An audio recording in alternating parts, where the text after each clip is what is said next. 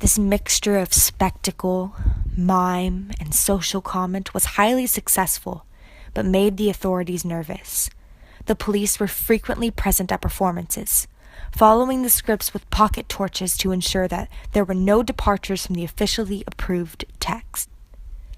Dario Fo was born on March 24, 1926, in San Giano, a small town on Lago Maggiore in the province of Venice.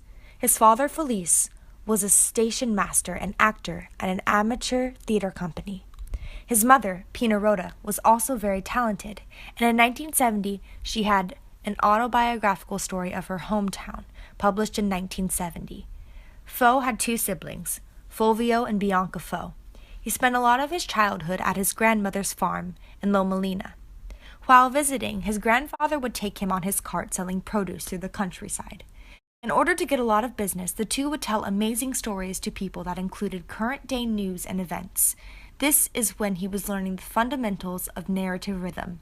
Narrative rhythm is the pattern of story elements that help drive the reader's pace through the story.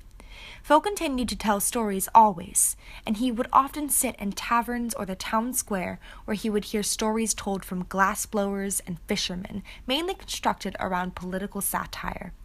When he was 14, he moved to Milan, commuting from Luino, to study at the Brera Art Academy. After the war, he studied architecture at Polytechnic, but his studies were interrupted with only a few exams left to complete his degree. Towards the end of the war, Fo was drafted into the army of the Salo Republic. He escaped and spent the last months of war hidden in an attic storage room. After the war was over, Dario returned to his studies at the Academy of Brera in Milan. While attending courses in architecture at Polytechnic, commuting every day from his home on Lago Maggiore.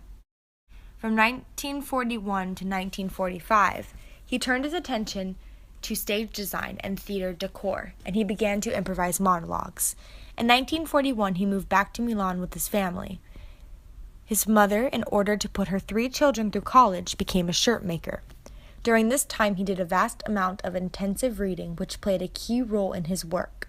These included Gramsci, Marx, Brecht, and Lorca. Post-war Italian theater undergoes a revolution brought by the phenomenon of piccolo teatri, meaning small theaters, that developed the idea of popular stage. Popular stage in the 40s is comparative to what Americans referred to popular theater as mainstream, and the theaters that still exist today have great importance to Italian culture. During this time, Fo was an active theater goer. Even though he couldn't afford tickets, he would go and stand at the performances.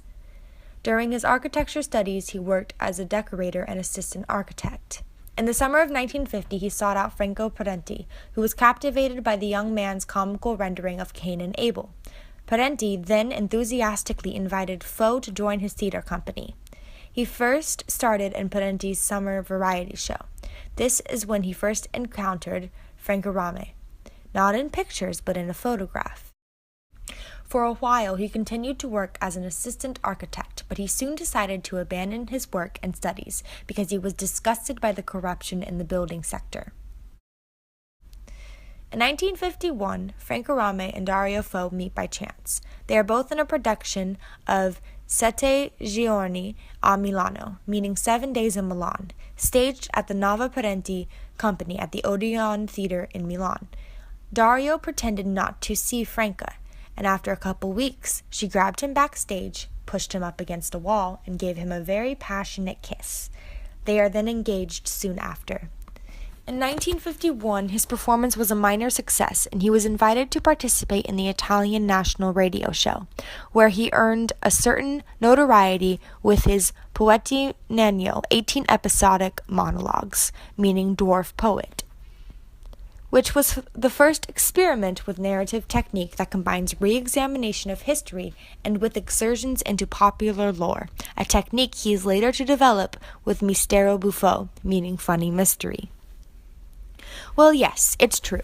I often make things up, but beware and let it be clear the stories that I fabricate will seem terribly authentic, almost obvious, while the improbable and paradoxical ones, the ones you'd swear were invented, are all authentic and documentable. Dario Fo. During this period, He put his own twisted renditions on the stories of Cain and Abel, Samson and Delilah, Abraham and Isaac, Romeo and Juliet, Moses, Othello, Hamlet, Julius Caesar, and more. And after 18 performances, the producers were slow to catch on to the social and political satire that were in his monologues, and finally believed they needed to be censored. All of this amounts to a passive-aggressive snicker, as if Fo were saying, "Of course you know I'm joking, but am I really?" It is an essential part of his performance. In 1951 to 1952, Fo made his debut with a series of monologues based on his meeting with Franco Rame. These monologues are a success, leading to his own show on the Italian national radio and the platform in which brought him fame. In 1952, Fo began working on commercial films. He wrote and directed, as well as being the person responsible for stage design and costumes. Franco Rame was also in this production. The show was seen both as socially acceptable and controversial. Both the government and the churches tried to censor Fo's plays. They would put out signs telling people not to see them, and he had difficulty finding theaters that would allow them to perform. On June 24, 1954, Fo and Rame married at St. Ambrose Basilica in Milan. From then on, Rame is Fo's #1 collaborator. In addition to being a world-class playwright and an extraordinary performer, he has also directed and designed the costumes and set for several very successful productions of opera. In 1955, Fo began writing screenplays. On March 31, 1955, their son Jacopo was born. In 1957, Fo and Rame returned to Milan, and the Fo Rame company was being developed, and they were running by 1958. Fo being a playwright, actor, director, stage, and costume designer. Rame helped with text, being his lead actress, and running their administration. The company's first debut is done at the Milan Piccolo Teatro, where they would then tour all over Italy, sometimes in the span of 10 months. Common elements in these plays included gags, slapsticks, mistaken identities, running up and down staircases, an endless series of misunderstandings. The Fo Rame Company's performance of The Archangels Don't Play Pinball, done at the Odeon Theater, earns Fo and Rame national recognition and was the biggest box office hit in all Italian theater. Fo was considered a hero for his plays. In 1961, they began taking their productions abroad, first Stockholm's Arena Theater and then in Poland. Fo's approach to theatrical texts seems to defy the conventional concept of literature. Although Fo's plays are eventually published as fixed texts, they do not begin strictly as an act of writing.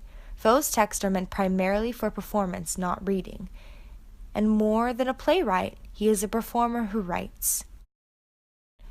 This in part explains why so many in the literary community were outraged when he was awarded the Nobel Prize for Literature. The other reasons were, of course, primarily political. On the other hand, however, it is an important statement on how literature must begin to encompass performance as well. Vast majority of his plays were mystery plays that were centered on blasphemy, and that was the main reason the government and churches wanted to shut him down or highly censor every play. Main themes for his work included corruption, racism, crime, war, death, and Roman Catholic theology criticisms. He was banned from the United States because of his material content. For Dario Fo, the 1997 Nobel Prize for Literature was the crowning moment of a career that spans half a century and encompasses all aspects of theater. When he got a bit older, he offered workshops to young actors. Fo knew what he stood for, and even in the great moments of doubt, he stayed true to his beliefs. I believe this is why he was so famous and had such a mass following. He told the truth, whether people wanted to hear it or not. Fo died on October 13th, 2016, at the Luigi Sacco Hospital in the metropolitan city of Milan, Italy, due to a respiratory disease.